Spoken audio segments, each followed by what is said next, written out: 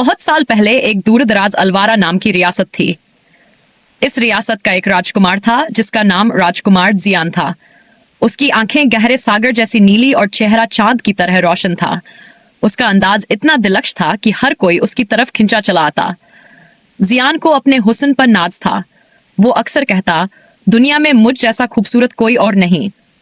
यही घमंड उसके पिता सुल्तान फरहान के लिए चिंता की वजह था। सुल्तान चाहते थे कि राजकुमार शादी करके राज्य की जिम्मेदारियां संभाले, मगर जियान हर राजकुमारी के रिश्ते को ठुकरा देता। उसका कहना था, कोई लड़की मेरे बराबर की नहीं। एक दिन जियान अकेले शिकार पर निकला। वो जंगलों और बलखाती पगडंडियों से होता हुआ एक जादुई वादी में पहुंचा। वादी फूलों, खुशबू और नरम घास से सजी थी। बीच में एक विशाल झील थी जिसका पानी इतना साफ था कि उसमें पूरा आसमान झलक रहा था। अचानक झील की गहराई से हलचल हुई।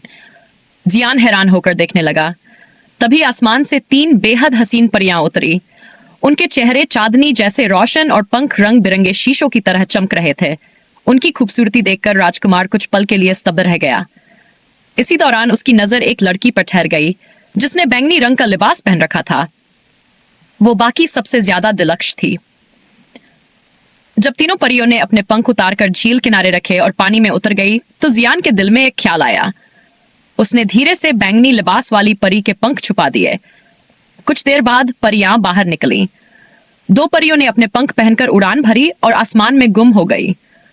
मगर तीसरी परी, जिसके पंख गायब थे, बेबस होकर रोने लगी। जियान उसके पास गया और नरमी से बोला, तुम क्यों रो रही हो? लड़की ने आंसू भरी आंखों से कहा, मैं सिलवारा नाम के राज्य की राजकुमारी हूं। मेरा नाम लैला है। मेरे पंख खो गए हैं। मैं घर नहीं लौट सकती। जियान ने मुस्कुराकर कहा, अगर तुम मुझसे शादी का वादा करो तो मैं तुम्हें तुम्हारे पंख लौटा दूंगा। लैला ने कुछ देर सोचा और खामोशी से सिर झुका दिया। राजकुमार उसे अपने महल ले आया और दोनों की शादी धूमधाम से हुई। सुल्तान और मलिका अपनी नई बहू से बेहद खुश हुए।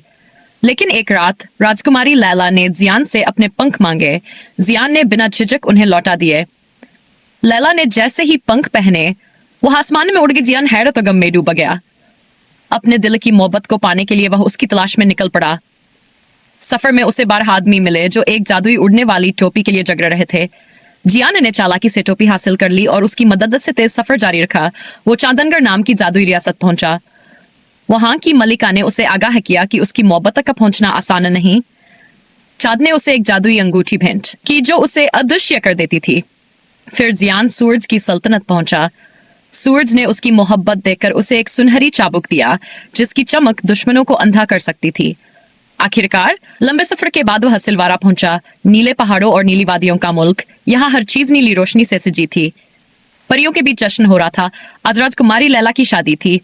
जियान ने जादुई अंगूठी पहनकर खुद को छुपा लिया और शादी की जगह पहुंचा। वहां उसने देखा कि एक अंधकार में दैत्य लैला से शादी करने वाला था। लैला उदास और गुमसुम खड़ी थी। तभी जियान ने सुनहरी चाबुक हवा में लहराई। उसकी रोशनी से दैत्य अंधा होकर भाग गया। जियान ने लैला का हाथ थमा और उसे वहां से निकाल लाया। बाहर आते ही लैला ने आंसू भरी आंखों से कहा, मुझे अब यकीन हो गया है कि मैं सिर्फ तुमसे मोहब्बत करती हूं। राजकुमार मुस्कुराया और दोनों हमेशा के लिए एक हो गए।